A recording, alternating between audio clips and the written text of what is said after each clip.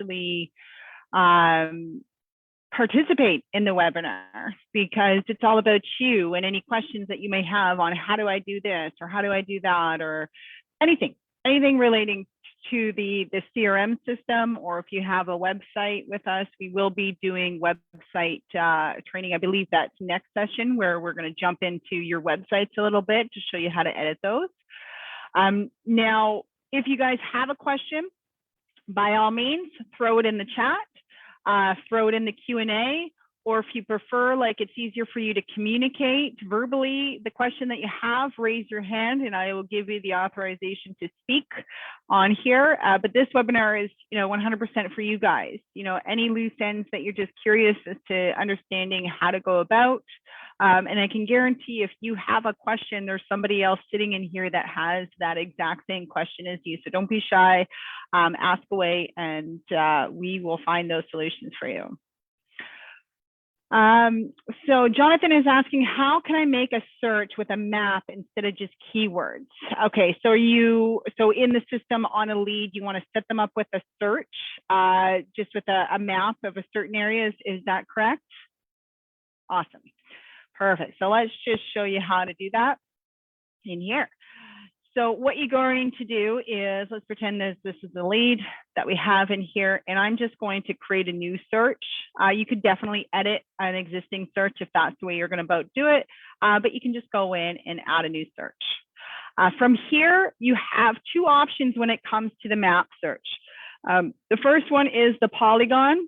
So if you want to draw a specific shape of an area, the other is a radius. So if you have just like a generalization, a starting point, and you have a specific radius around that area.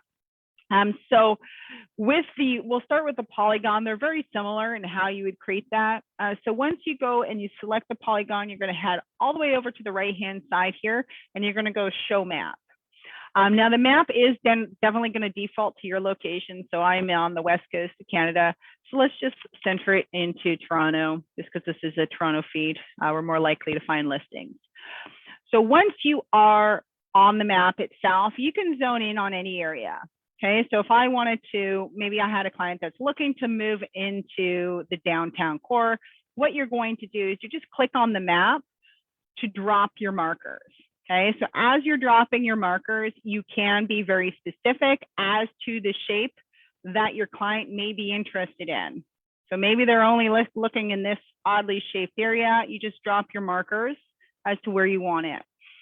If you go down, if you made a mistake, you just reset it, start all over again. Otherwise, you would apply the polygon.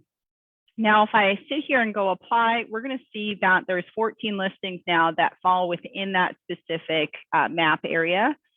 Of course, you do have the ability to refine it even further, so property type, price points, things like that.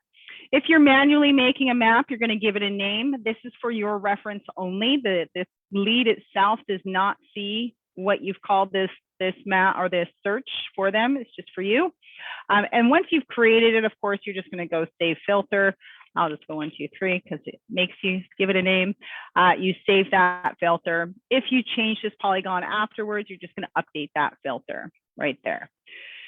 Now, if we wanted to do a radius, what we're going to do is same idea. We're going to go to the map. With the radius, it's going to drop a marker for you. Okay, so you can move that marker. If you put a specific address, it's going to drop that marker right where that address is. So let's say my client wants to live somewhere around Kensington Market here, and I can expand this radius right up here. So I can expand it to however big I want, move this radius around. Same idea, we are going to apply that range, hit apply, and we will see now that there's 35 listings that fall within that. Again, because I was editing this current one, if I wanted to save this, I'm going to click update, and that's how we know this has been saved here for you. Does that help you out there, Jonathan? And anyone else? I know that polygons are a great way to focus on properties that are very specific in a specific area. Bruce is asking, when I'm texting through the CRM with the Twilio number and sending a long message, it says 2 messages. Does the text go as 1 message or multiple messages? So it's all a matter of how many characters your messages are. So with Twilio, they definitely do break it down into special, like how many characters that is. So it really depends on how many characters there actually is. I believe it is 150 characters or 180. I'm going to have to confirm that with you. I will actually get the answer while we're on there. Characters. All right, I will get that answer. But yes, if it is a long-winded SMS message, it will get broken into 2 text messages. That's where sometimes you may want to keep it short and sweet and to the point. Remember, it's not an email, right? If you're on your phone sending somebody a text message, usually they're not, well, sometimes they are long, let's face it, but a lot of the times they're just short and sweet, right? Kind of getting to the point, things like that. So Byron is asking, sorry, I'm slow. How do we open the map? You just click on the show map. So once you click either radius over here or the polygon, you just go to the right-hand side, click show map. That's how you find it. So with respect to the characters, it's 153 characters. Just to be safe, that's kind of where you would want to keep it. It's typically about 160 though. So anything under 160, you are safe when it comes to that, those SMS messages. So just try to keep them short, or if you're doing it as part of a campaign, what I've done previously in the past is have 2 smaller text messages, right? So it almost looks like it's intended to be that way, and then has the second message going out 1 minute after that first message goes out, and then it seems a little bit more realistic as well as if you're an actual person trying to communicate. Tracy is saying, when I edit a search, how do I have a city included and specific community in a different city? Well, you can't do that. You'd have to have 2 separate searches, because if you're specifying a specific city and the community is in another city, it's not going to work. So that's where you would want to have 2 separate searches created. So for example, if this search here, we had it, let's just say it's Toronto, or we want to put city, exactly, and then go Toronto, this would be one search, right? Now, if I have a different city and a different community, that's a completely different search, because if I put a community in here, let's just say I am looking in Samak, which is in Oshawa, right? It's not going to produce me any results because there is no such thing as a community in Toronto called Samak. But if I switch this to Oshawa, it's definitely going to produce some listings in there because that is actually in Samak.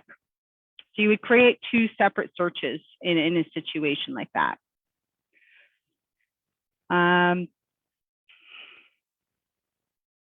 So Tracy, yes, you can have multiple cities in the same search, but you can't, if you have multiple cities, it is pulling at that city level. And then if you specify a community, it's only going to pull listings for that community in the one city, right? So you're better off having 2 different searches and let your client know that, or your lead know that we have 2 searches set up for you because they are 2 completely different areas that you're looking at. And then that way you'll know as well, this is your listing for this area, this email, and then the other email specific to this email.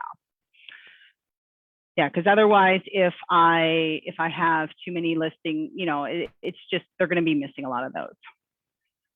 So the 2 different searches just look no different than that. They just get 2 searches. So they would get in the email, so it would say the new properties we believe you would like in, and then one would be the one city.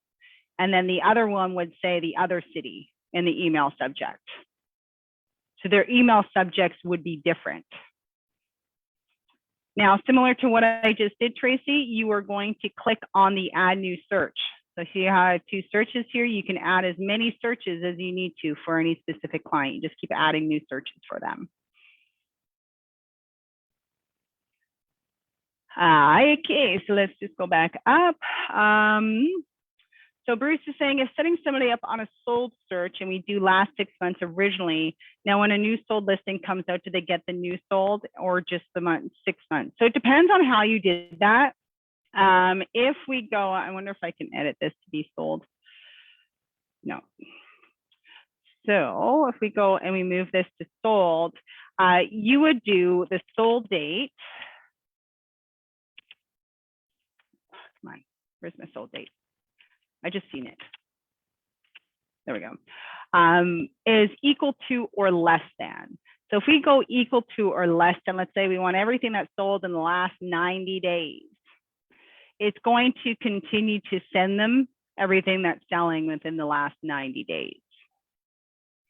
Okay, so if you essentially, it depends on how you do it. The first batch, if you didn't want to put the sold date, all that's going to happen is the first listing email that they get is going to be everything that has sold, period, in the last few years.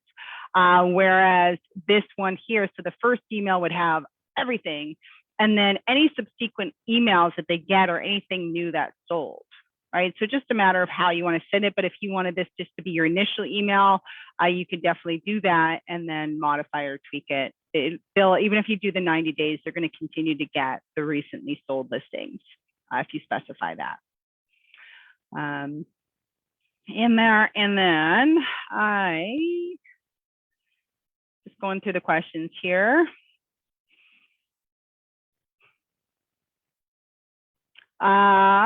So Byron is asking, what filter do I set up to show people that have recently made changes to their search criteria or were most recently in their account? Okay, so there is unfortunately not a filter that would allow you to filter out people that have updated their search criteria. I believe you get an email when that happens. Now, to find people that are active in here, there's a couple different ways. One is you can change the sort order. So here on the activity, you can click this drop down, sort them by last activity, go most recent first. Okay, so this is then going to flip your list to show you the most recently active leads at the top. And then you have, it's the same connectivity, same idea, just visually presented different. You can change the sort order here. So if you want the most recent first or the most recent last, that sort of thing. You also have the ability to add a filter item up here, and that is the last activity filter where you can be specific. So if I want all my leads that have been active within the last 5 days, or this year, or all before a specific date, or all after this date, or all leads within the last 14 days, I want to see who's been active in here. Okay, so that's how you would essentially go about doing that.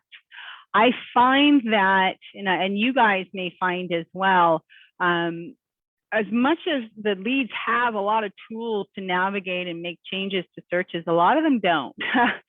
The leads themselves, for whatever reason, don't tend to do that. The biggest culprit that I see when a lead does have the saved searches, you'll see this is the stack of how many saved searches. The leads that are updating and creating searches for themselves end up spamming themselves. Okay, so they create a search on the site and then they save it. And then they go and they save another search. And sometimes they're almost like identical searches. There's nothing really different about it. And then every time they're doing that, they're setting them up to receive listings for that same search. So I've gone into systems where a lead has had like 5 saved searches, and it's almost like the whole thing is like all the searches are almost all the same. You can, so if you have the saved searches, you can pull up all your leads that have, saved searches associated with them. Unfortunately, you can't sort your leads based on how many searches that they have. So it'll be something that you catch, or they bring it up to you because they think that you're doing it to them, but in fact, they do it to themselves. Again, it's not very often that I see that the leads actually go in there and do it. I have seen it on a handful of occasions where they go and they get click happy, save happy, and end up spamming themselves with multiple saved searches, things like that. And okay, so, and then let's just see here. Question.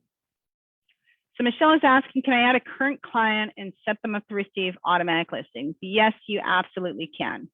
So what you would do in that situation is click on add new lead, and you would create your lead in here. Okay, so once you, let's just create this test and at free.com. I'm just making a fake account here, if it allows me to. Why are we stuck?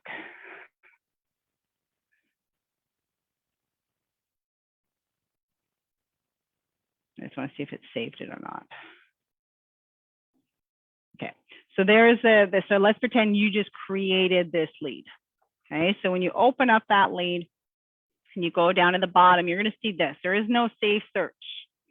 Okay, so you can send them the activation email if you wish to. You don't have to. It just sends them that same account registration email with a new lead received from you. But from here, you would just go add new lead gen user and go yes. It's now created them as an account on that site. And then you just simply go add new search. And then you give it a name and you start building out the criteria that you want. You save your filter, set when you would want to send those listings and so on. So pretty straightforward. One thing that you can do, so for you guys, just so that you are aware, is getting these people to use the app. So if you have an existing database that you're dumping in here or anything like that, your best bet, if they're not a lead gen user yet, is to get them to use the app.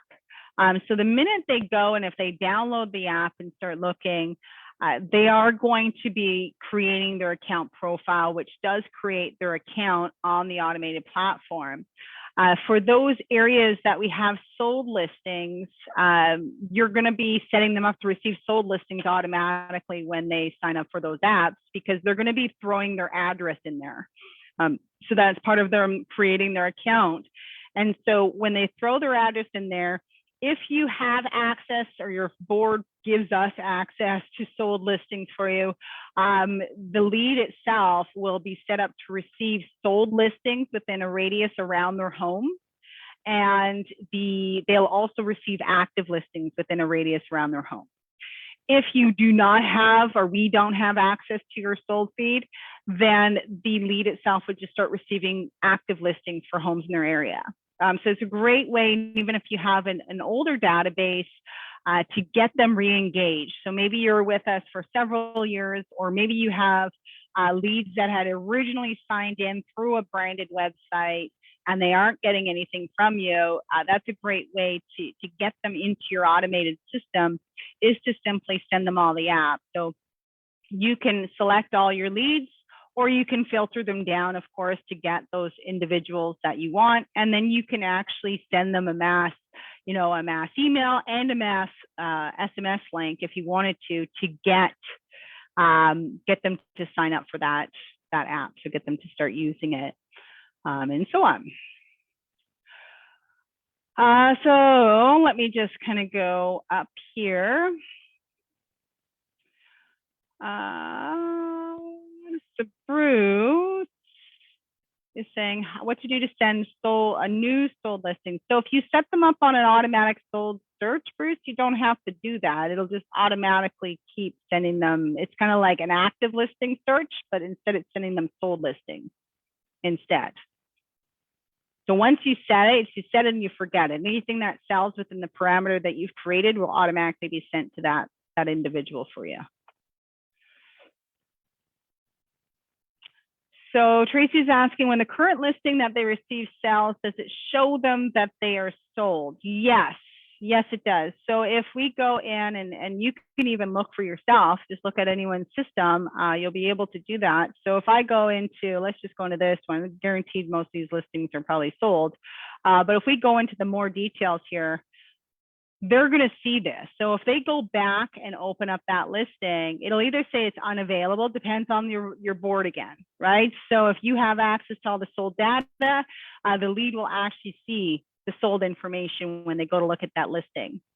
If you don't have access to the sold data, it's just going to tell them that the listing is no longer available. And let's just see here. So with respect to the app, if you guys want the app, what I suggest you doing is just email support@agentlocator.ca. The app is for your client base only. They will send you some information along with that. So how you know you have the app is when you open up a lead, you see this right here. Okay, so, and the app is specific to CRM leads or your database. They have to have an account in the CRM system. So when they have the app link to download, they can't just go on the iTunes or the Google or the whatever store to download an app. It's not there. It's not a public app. So everyone has a unique ID associated with their user account. And so when they register on this app, it's connected to the CRM here, and their activity is reported. It's communicating their use on the app versus the use in the CRM. It's all connected. So it's all there for you. I'm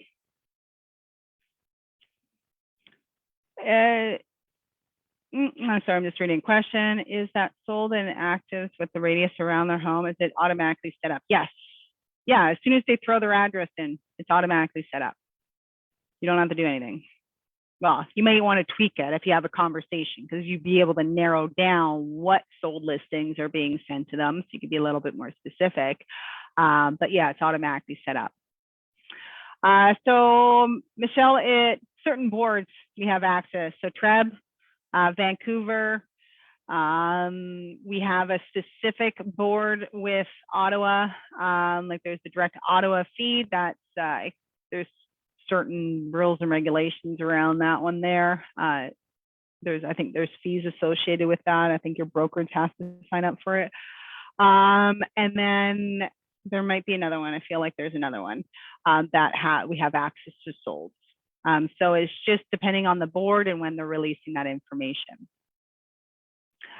Dolores, our replays are always going to be posted on YouTube. So you will see it on YouTube. And then tomorrow, you guys generally should be receiving an email that either says, thank you for attending or sorry, we missed you, which sends you an email with the links to the recordings, essentially.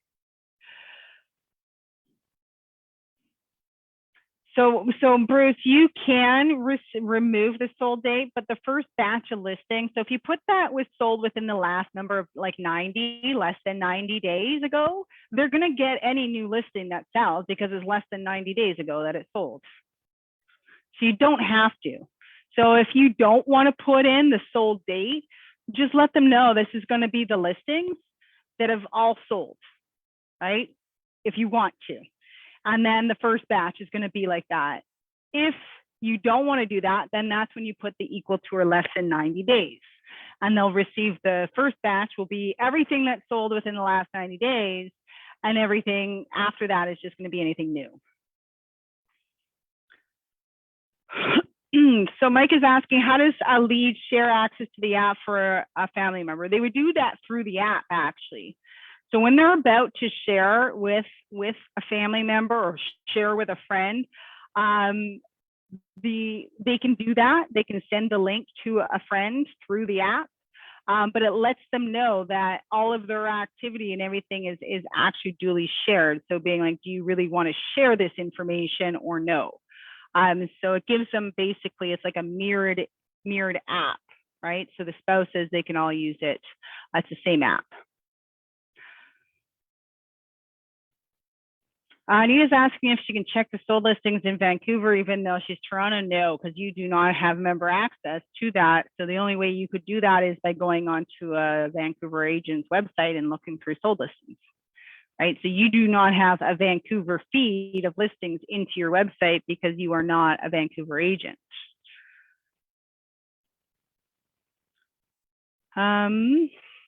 So Byron is asking, when we add a tag to a lead, will the system automatically remind us when the time frame has passed, i.e. follow up in 1 week? Can it be set up that way? No. No, it cannot. So with the tags, your best way is to use your follow-up filters, but that's where you would have that mental conscious of, I need to follow up or check my filters regularly or daily for that matter. And your save filters are all the ones here. Some of you may have created them, your check-in filters, right? So if you're following up with them like that, they would, okay, what just happened? They would essentially go into this filter if they have the tag and what have you, right? So the check-in filters are reflective of they have any specific tag and they weren't contacted by a certain day. So all these leads are in this filter because they have a 1-week check-in tag and we have not checked in with them through phone or SMS in the last week. So as you use your system, it's getting into habits. It's creating those habits for yourself to do it. Now, if you do 1-week check-in tag on someone, you can definitely piggyback that with a task. Some of you prefer tasks over that. So that's where you can do tasks, create it for a 1-week task. When you do have a task, so you see here, these are all, you're both overdue, you can push your task. Right. So let's say you have a call and you have that 1-week check-in or every, call in 1 week kind of thing.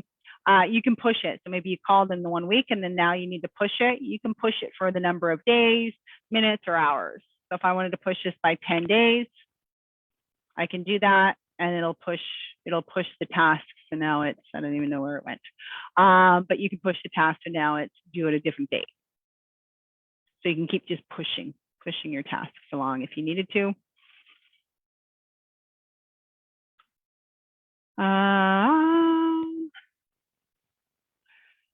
Are you in the app?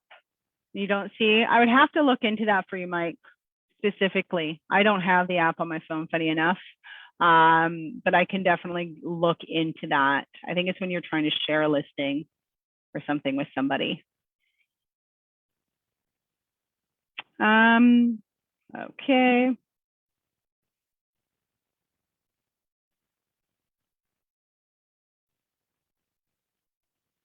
Okay, so Bruce, if you put the 90 days, they're not getting all those listings over and over and over and over again. They get the first batch of listings once, like any home search that you create for any of your clients, it shows you everything that falls within that category. Anything new, they only get anything new that's sold. They don't keep getting all the listings over and over and over again. So if you don't want it to be 90 days, do it, everything that's sold within the last 5 days. And they only get anything that sells within the last 5 days. So Tracy here is saying she's a Vancouver agent. So for whoever has questions about sold properties in Vancouver, you can reach out to Tracy Bohr. So Michelle is saying, essentially, I can set up a past client or buyer with sold in the area where they bought. Absolutely. Absolutely, you can. You can do it for, clients that maybe you provide them with a CMA, set them up on solds. You can do it for leads that you call and maybe they already purchased something. But guess what? They're going to move again at some point in their lifetime. Why not add value and earn the business for next time around? Or maybe they hate their neighbors, or maybe you get a referral from them. Right? So just use the tools that you have because they're there to help you ultimately. And you'll notice that leads that even if they did buy recently, if they're receiving listings about sold information, they're looking at that because that's essentially impacting the value of their home. And who wouldn't want to see how the prices may be climbing in today's market? So Maria is saying, I've sent an email blast and I've found that there are so many wrong emails. Does the system have a feature that can disallow a subscription with a wrong email address? No, it cannot. It's not. So we've tried several different attempts and ways of the forced registration. Okay. At the end of the day, you guys are paying for the person that landed on your website, regardless if they give you their information or not. Okay, so it's still the same cost. So in this case, in many cases, when you have a bad email, check the email address itself. people make errors over and over and over again. Like you'll see it. You'll see their name is spelled incorrectly. They missed a letter or they hit the letter right next to the letter that was intended.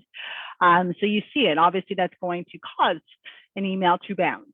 So you can edit those emails. So if you do have an email that's invalid in here, just click edit. If you spot the error, right? Sometimes you can see the error in the email, make the edit, and then what you can do is either just hit play on their search and then force the listings out. So if you hit play, for example, and then you hit this button right here, it's going to send them the listings right away. So then you could see if that edit all of a sudden just resulted in a valid email for you or not, if it delivered. Okay, so there's, yeah, we try not to have too many gatekeeper questions. What happens is if you make it too difficult for somebody to action something, they just go somewhere else and do it. People don't want to jump through hoops, right? People don't want to fish, just like leads don't want to fish for information. So it drives me nuts when people post stuff but don't list the price, right? So they're looking for the people to fish for the information, and a lot of people can't be bothered. So it's just give them what you know that they're going to want, just enough, but not enough that they end up, you know, clicking on a link or what have you. Let me just see. All right. Let's just see here. I'm just trying to see. Yes, Tracy, I'll give you just a moment. I can get you to explain in just a moment here.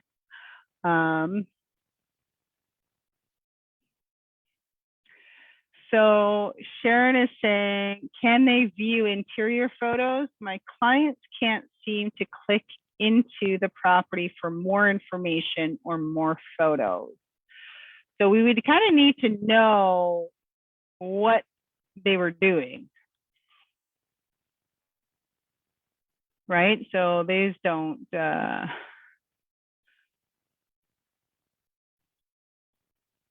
you click on the thumbnail to get photos. I'm sorry for the proofs. Yeah, so it's like, so the only thing I can think of is, so they're going here and they can't click on, they have to click more details and it'll open up the site. Right, so if they want the photos, they would just go like this. So I'm not sure what they may be doing that's preventing them from being able to do that.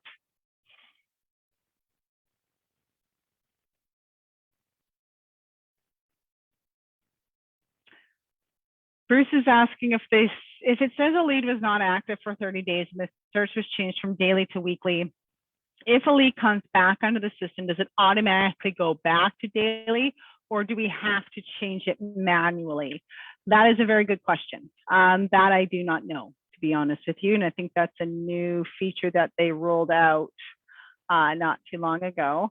So what I'm actually going to do is send this message to the person that's in charge of these changes and updates.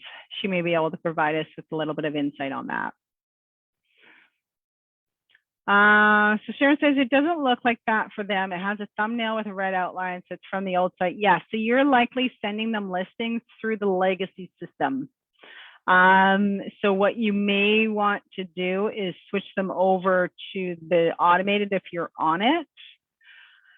Otherwise, just email our support team. They may be able to help troubleshoot as to what's going on and to why they're not able to do that. Swarn is asking if you can generate a generic home locator code to post in the Facebook. No, you cannot, not at this time. It is not a public app. It is a private app, and it's specifically for each person. Each user, each lead has a specific link that they need to use to download that app, which is connected to their CRM and all their information. Bruce is asking how we know which system we're on. Okay, so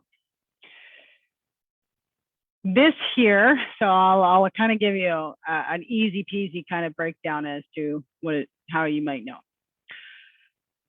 If you're on this system, or if you have a branded website and the searches look like this, and the leads go in and the pop-ups look kind of like this, and there's a pop-up right here.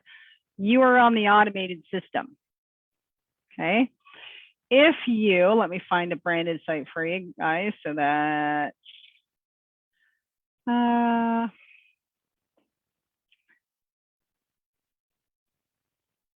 you kind of know. I'm seeing Training Basic. I'm just pulling up the website here. So you will be able to see there's a difference just in the visibility. So if I was to go and say I'm looking at Mississauga, you can see the listings. It's very different, right? So in here, the sign up on it is different, that sort of thing. If I was to go and do like a buyer's search, like this is kind of what it looks like. It's, well, probably nicer than this. This is just for training purposes. But generally speaking, it's not going to. So any community pages, things like that, they're going to be they're going to present a lot differently. So when you're on the automated system, the search is always at the top like this. And you also know if you're on the automated system, if you can automatically send text messages to your leads or auto assign campaigns. That's the automated system. If all your leads come in and they are automatically set up to receive listings from you, you are on the automatic listing, on the automatic system.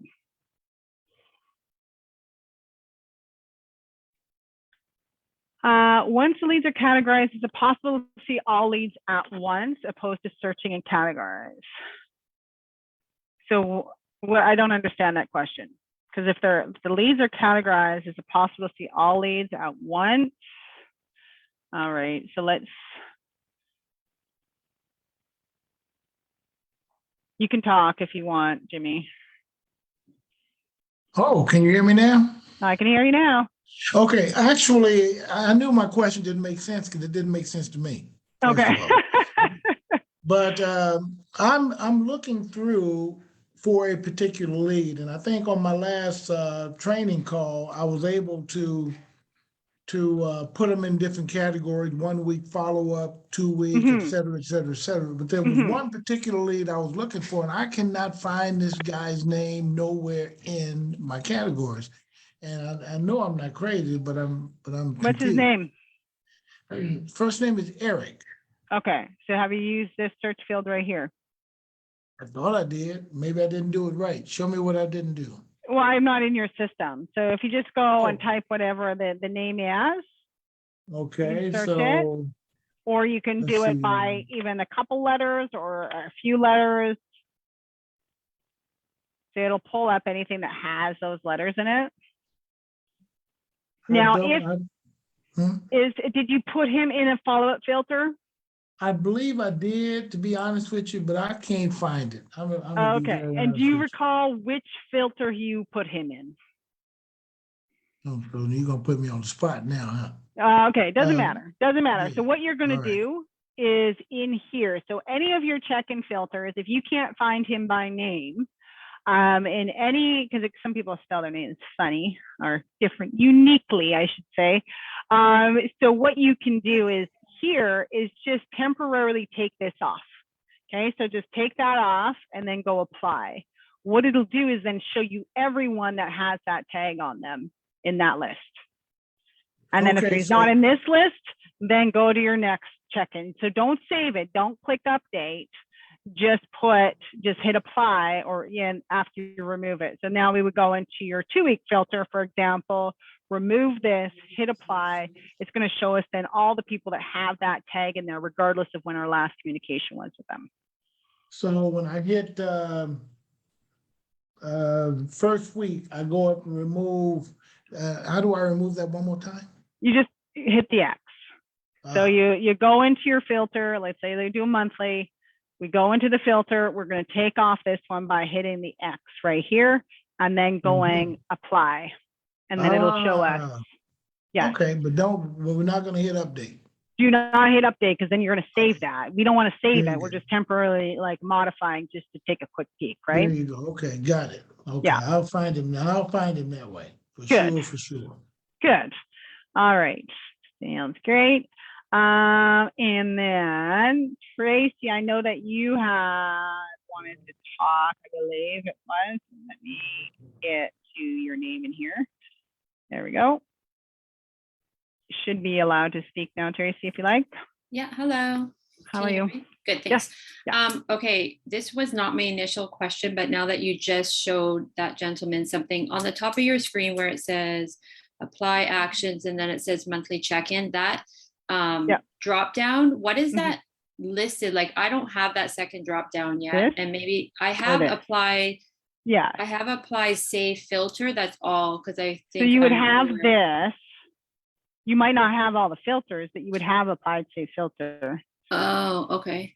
And then, so why don't I have the applied action one? You would have this one too. These are standard, like these are part of the CRM system. Okay, maybe because I'm in a specific person right now. Is that why? Because I clicked on something. Okay. Go back to your main dashboard. Okay, so before I'll check that. So my question is, I went into my client's CRM, and the automated that you guys had initially set us up for was like a couple emails and a couple SMS. So the first thing I do before I contact them is I look at the SMSs and I see if they responded. And am I correct to say if they actually don't text back, that is why under the pipeline section, it's red and said try to contact? That's correct. So even though it's delivered, it's because they didn't respond via text. Exactly. Okay. Exactly. If they respond back, they move to the made contact. Okay. So then what my concern is, and I hope this isn't too specific for me, but this is part of the automated that was generated for us. So one of the text messages says, I'm going to set you up to get daily updates of new listings by email. I see you are looking for listings. This is North Van specific, like 2.5 to 2.7. So my understanding is because what the initial listing that they clicked on from the ad, that gives the system a range of what they're looking for, and that's how that's generated. Is that correct? Yeah, it's based off of all their viewing activity up until that text message goes out. So not just the first listing. So if they looked at 3 listings, it's going to average that price point out based on those 3 listings and then include any of the property types and the location. Okay, so my actual question is, so when I go to their saved listing search, which is what I do, and I compare it's not the same. It's not the same. Exactly. No, so does that mean because they specifically actually edited their search engine or no? So the criteria is actually based off of that first listing they looked at, or like, so it's not taking all of the listings they've looked at. It just takes that first initial listing that they've looked at. Sometimes the first 2. I don't know what constitutes the second one, if it pulls it or not. But so it'll be the first one. Now, if your lead itself went on to your website, and let's say they did a search and they put in a whole bunch of different criteria. So they put price points, bedrooms, bathrooms, they drew a map, they put like heating type, siding type, whatever. That would then be all part of their search. Okay. So if they go on there, if your lead goes on the website and it's very specific as to what they're looking for, that's how their saved search is going to be created. Okay. Yeah. So I just am concerned a little bit because the automated, like we were saying, that's in the text that says, oh, we're going to send you detached homes from 2 to 3 million, but then that search criteria isn't 2 to 3 million. Doesn't it make us look a little silly? Well, so it sets them up on the search criteria and you're asking to confirm their criteria. Okay. Yeah, I know. Right? So and it's setting something only... up. So then if they're saying, yes, that is my criteria, then we should probably go in and change it. Yeah, so most of them don't respond via text is what I've seen so far. But I'm saying there's the search criteria is still set up and they're getting listings. And then that is different from what we actually communicated in that auto text, what they're getting. So why? It is different, little bit different. Yeah. So I just think it's usually not far off though. It's pretty close to. Yeah, that one said up to 2.9, I think, and then it actually was sending them up to 3.2. So it's probably the range, right? So it's a range. Okay, I so just that want was to know an average, so it does an average of 10 or 20% below and above the listing that they looked at. Okay, so is there, when I'm in the client's information where I know we get emails sent to us when, like you said, if they change something, but let's say I didn't pay attention to the email and now I'm focused on this client. Is there some place in that I can go, oh, I know they specifically set up their own search? Does it tell Oh, me you that? could tell, because you would know you didn't. Okay. So when you go for like, that was no, a very versus kind of the vague response. automated So, like, system. if you go into a search, Yeah. a generalized search that was automatically created, what you're going to be looking at is basically, and let's just take that off. That's what you would be looking at. Very basic, a location, a property type, and a range. Yeah. If the lead modified anything, usually they're specifying a bedroom or they're adding multiple property types or whatever, bathrooms. Okay. That would be there. You would see it. And you know that then they did something. Okay. Yeah. Okay. Sounds good. Yeah. Thank you. Yeah. So it's just focused on having those conversations. And that's where you add the value too, right? So if the listing criteria isn't exact, that's okay, because now you get to add the value of correcting. Oh yeah. And let me refine and have this conversation. Let's actually get you something that's, worthwhile looking at. I agree. Okay. Yeah. Perfect. I'm going to jump into here. So Anita's asking, do we have training for seller leads similar to what you have for buyer leads with Beverly? No. It's very tricky. I think we've done one maybe in the past, maybe. And the reason being is it's very hard. Like, it's not as hard. It is hard, but it's not, because she doesn't know our areas, right? She doesn't know our market. She doesn't live in it. She doesn't know all of that stuff. So it's a little bit, most of the time when you're reaching out to a seller lead and talking, they want to know information that she won't have, right? So that's where it makes it a little bit difficult. We've done it in the past with respect to, she was working with some of our clients here, and she had a client that, that she was working seller leads. So we were able to do some of that because she was familiar and working with that agent for sure. But it can prove to be a little bit difficult at times, especially when the lead starts talking this and that and rules and regulations, and the processes are a bit different here than they are obviously in the States, and different states. So it can get a little bit tricky with that. But we can definitely prompt her to see if we can definitely consider running something like that. So maybe if she has her own leads that she can call one day that are of a seller nature, and kind of go from there.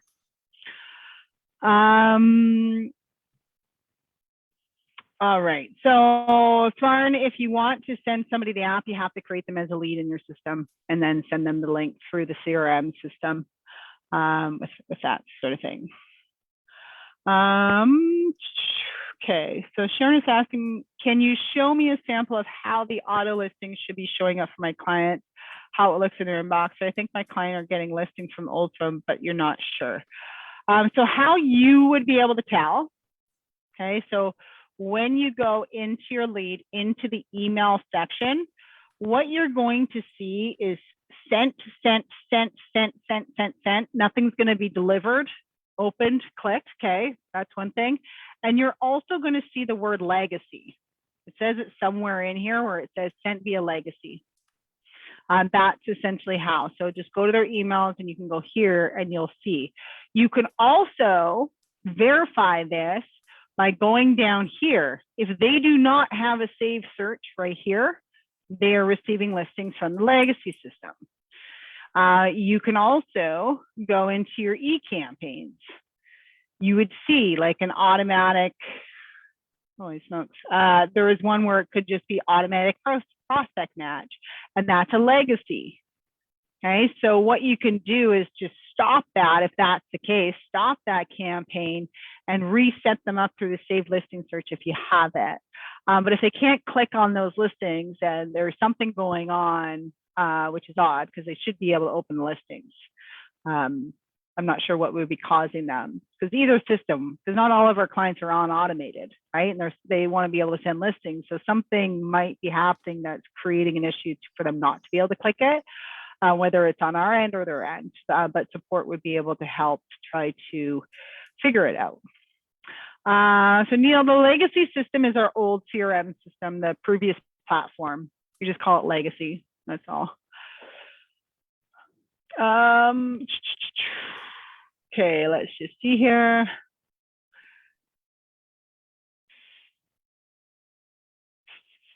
There you go.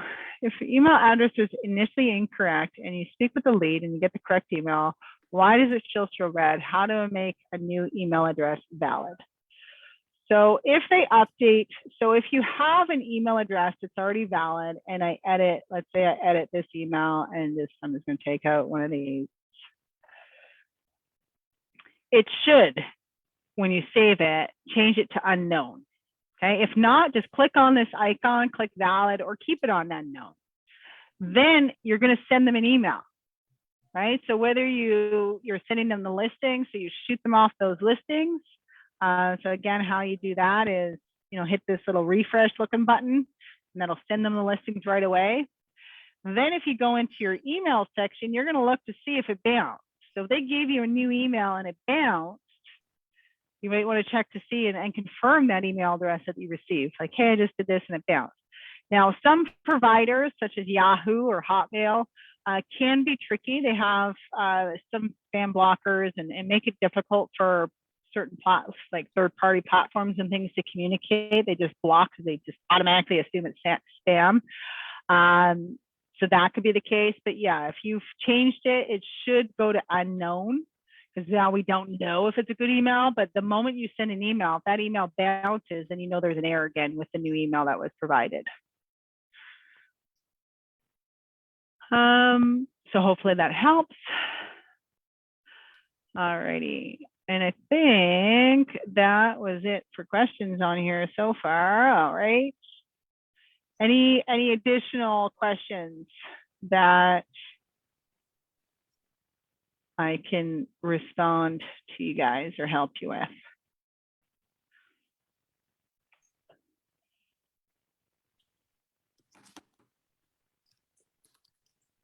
No one has any more questions? Wow, love it. Oh,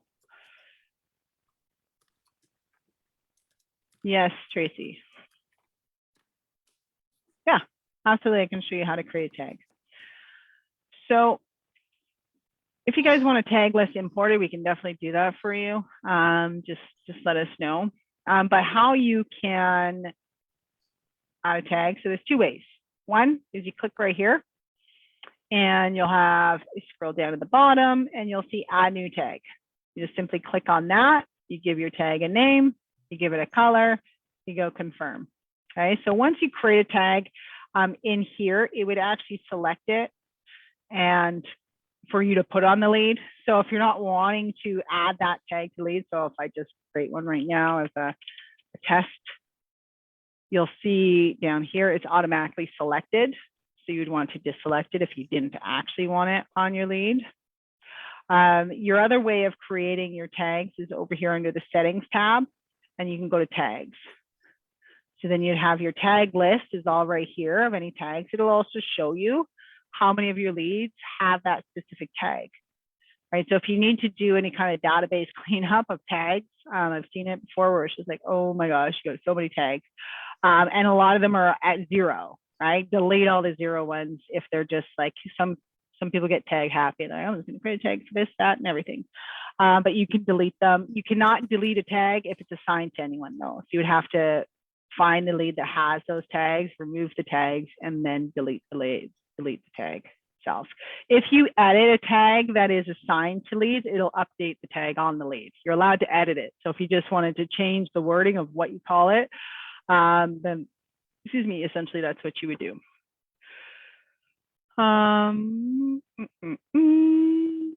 Does that help you, Tracy? Soren is asking, can a home locator app generic be created to send to your client, and once they sign, they will automatically be entered into CRM? No, they have to be in your CRM system, and then you send them the link. They can't. There is no generic app. It's not a public, visible app in there. So it's, yeah, unfortunately, they are working on it. They are working on it as a feature for sure. It's just as of right now, you would have to have that person in your CRM system. It doesn't have to be like a full profile. It could be their name and their phone number, or their name, phone number, and email, or name and email. Email them the link, SMS them the link. And then, because the link itself is connected to the direct user, right? So each person has their own unique link. Every link is different. These combination at the end is always different. But again, they are working on something where it is automatic, that you can send it. Perfect. And let's see if we got, Mike is asking, can I include a video in an email drip? You can create a GIF in an email drip, but you cannot create an email. So there's currently, I don't believe any email platforms can actually send an email. Those are all GIFs. They're moving pictures. So yes, you can. You'd create the email first. So it's creating the email as a template. Okay, so when you guys are in your settings, go to email template, or you don't have to go here, just in the email section, up at the top here, if you go to the question mark and you scroll down, click on this YouTube video right here. Okay, so just click on it. You can expand it and watch it if you want. But yes, you can create the GIF. So this will show you how to create the GIF and how to link and all that fun stuff. But once you create this template, so if I was to, I'm just going to edit this one here instead of keep creating. So these are all just the short codes. But once you create a GIF, it's an image. It's a moving picture that makes it seem like it's a video. And that's all BombBomb or those other applications are doing. Those are GIFs. Right? So this is a picture that's moving. There's no video, there's no sound. I was able to decorate it to make it look. All you need to do is once you have that video in here is link it. So, or that picture. So you're gonna link this picture to the video, like the URL of the video. So it has to be on a source. So it has to be on YouTube. It has to be on Vimeo, or it can even be on Facebook if you have the video in your Facebook page. It can be somewhere. It just has to go somewhere. You can't give them like the file, essentially, of the video itself. So once you do that, you would go, okay. And then when they click on this, it'll bring them right to that video. And then once you have this template created, you can include it in the campaign. So all of our previous training tips campaign, we're using GIFs. We've since changed them, I believe. They don't have GIFs anymore, but they all had that, right? It encourages somebody to click. So even if it's not a video, it could be just an image with like animation on the image to make somebody want to click it, right? Like click here to get your free report. And then there's things like flashing at them. We're like cats in some days. We like to click on things that are moving. So you can definitely expand your click rate. So that's essentially how you would do is you create your template that has that GIF in there. So if I was to just save this and link it, and then let's say I was in my campaign and I wanted to build out and have that email in there, I'm just going to take this one, for example. And then I can find what, I don't even know which one it was. I think it was this one. So now it's actually you can see it, this would be the email that I'm going to use and update that email. So hopefully that helps you out a little bit. So that's that. Yeah. Sarah is saying at present, the link from my unbranded site creates a CRM. You mean the link from your unbranded site, the lead registering creates a lead in your CRM system, yes. John, the next session today at 7 is live. Yeah, so they're live. Yeah, support can probably help you, but you need to create the GIF. right? So you need to know what you want to do. They're not necessarily, I don't know if they will do that for you, to be 100% honest with you. I'm not sure if they all know how to do that. You could try sending it to them, but get the practice of doing it, because it's something that you can definitely benefit from. We use Jiffy, so G-I, how do you spell that one? G-I-P-H-Y, Jiffy.com. That's where I can create GIFs.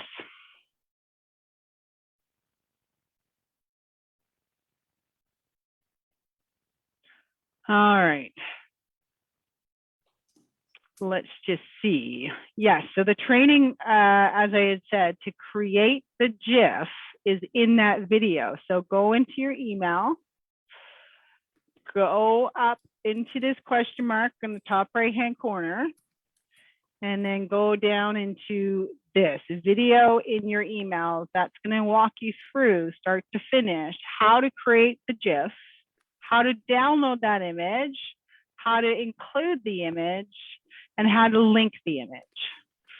That's what this will be. But anywhere you see, so for any program that is out there, whether it is Gmail, Microsoft Word, Outlook, this system, anywhere you see a chain link, that's the option for you to create a hyperlink.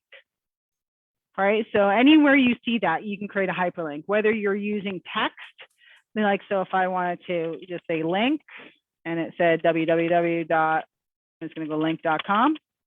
I always suggest changing it to new window, just so it opens up a new tab, and then it'll ask. And now I've got the link. The link is now the link. You can see that it's linked because it's underlined, but also when I click on it, this goes and shows me it's highlighted. That's an actual link right there. So that, I'm just going to save that there. So that's essentially how you would create any hyperlink anywhere you are. So whether you're editing your website, whether you're sending somebody an information via email, want them to check it out, whatever it is, those are how you create hyperlinks. And hyperlinks are good. So when we go into the website editor next session, I believe I'm going to, I got to look at my, I think I might have 2 webinars on the website. I can't recall, but I have to check. But we do go in one of the sessions, I know, where I'm going to go over all that. So because if that's going to help with your SEO. If you include hyperlinks in your website, whether it's linking to internal pages or it's linking to pages outside of your website, Google loves that. They love it. They love that you are, linking information within your site, but also referencing other websites. So link away. So anytime you create an article, try to include 2 to 3 links. It could be like, an amazing schools, and then you can have the list of schools in that area or whatever it is, right? So, but we'll go over all of that on the next session.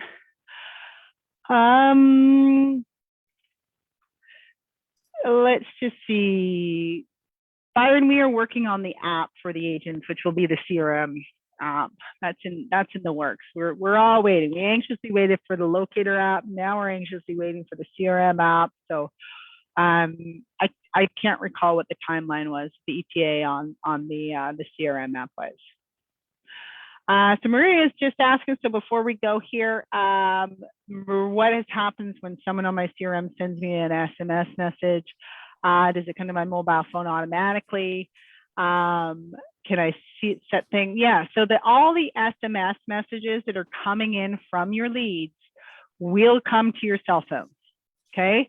If you're not getting the messages to your cell phone, what you need to do is go up into your user profile, go into your user preferences, and make sure in your profile that this is your cell phone number. Okay, it's not an office line, it's not direct office line, anything like that. It is your cell phone number. This is the number that inbound communications through Twilio are being sent to. Okay, so just that is there. So once they're in there, you will be able to get it on your phone. The messages that come in through Twilio are going to be coming from Twilio. So this is my Twilio number right here. so you can see. Apparently I got some messages that are outside of users in my CRM system, but all the messages will come tandem. All right, so I get them all in the same feed. When a lead sends you a message, respond back. The last person that sent you a message is going to get your response. So don't overthink it. Even though you got multiple people there, if you get a ding, it just respond back. It's going to go to that person. You can even change this as add it as a contact on your phone, saying website lead. That way, you know, if you get a ding from website lead, you know it's a lead from your system that's sending you that message. You visually see it. If in the off chance you wanted to reach out to somebody that wasn't the last person that sent you a message, but you wanted to do it from your phone, you would include a number sign and then the ID number that you see for that person. So you would put that in there and then a space and then your message. This ID number is the same ID number for the lead in your system. So if I was to open up a lead in here, on the URL, there is a lead ID, okay? So that's the same ID that you would see in the Twilio text. So if you needed to send somebody a message that was further up, this is telling Twilio, route this message, whatever your message is, to this lead ID. And it'll go. And anything you're doing from your cell phone is going to be updated in real time on here, back and forth. Back and forth. We do not have a list of updates yet as we speak. We do our meetings once a month right now, our product meetings. If there's anything important, we definitely bring it to your attention sooner rather than later. Usually we do that through our Facebook group. But if, you know, a lot of times our updates are every 2 weeks or every month. Typically either once or twice a month, there's going to be some sort of an update. Sometimes they're behind the scene updates that are more fixing bugs and, you know, just tweaking things that we're not going to necessarily, you know, broadcast to you that we fixed it. It's minor tweaks or updates in the system. And then anything that's major, like we send out, we put those videos together and you get the email from us letting you know. You guys can also look at, and they are changing it, but often we will have a heart in your system at the bottom there. If I don't think this one has one, that's okay. So often enough, and we're changing that because we want to create different articles for it or how we produce it. But if you have a heart, it usually flashes when there's an update. And we try to include the information in the heart pertaining to the update as to how it would affect you. And of course, you get the email from us as well as it's posted in our Facebook group so that you guys can see the updates as they take place, basically. So the Facebook page, Tracy, is just go on Facebook and search Agent Locator Clients. It's a private Facebook group. So there's a couple questions you'll have to ask, and then they'll let you into the group. Or questions you have to answer, I should say. Awesome, perfect. Well, I appreciate everyone here taking the time here. What is it going to say? Yeah, I'm not too sure, Mike, why you're good. Like, as I said, they're making updates to that heart. There hasn't been any recent updates. I can promise you that. I'm the one creating all the videos that for you guys when there are updates. So there hasn't been anything since before Christmas, I can tell you that much. But I hope there's some. There's always some coming. We're doing some stuff with auto assigning for campaigns. There's just a lot of different things across the board we're always looking into. And we look at your guys' requests as well. So when you guys are looking for, you know, certain functionality, we kind of check to see, okay, how many other individuals out there would actually benefit from this update, you know, if we were to implement something like this. So we look across the spectrum as to where to focus our efforts based on the scale of the project and the demand, of course. So, but yeah. Always updates. We just don't have enough. We need to get more of the CRM developers. There's so many changes and it takes forever. We're anxiously waiting. We're just such impatient people, I tell you. Awesome. Well, thanks everyone for joining in. I'm back on here at 7. So if you guys, 7 o'clock Eastern. So if you guys did not get a chance to ask a question, or you're playing around your systems later this afternoon and came up with a question, jump on this afternoon or this evening, and we will get those questions answered for you. But thanks everyone for taking part today, and we will see you all, if not later tonight, next week. You guys are most welcome.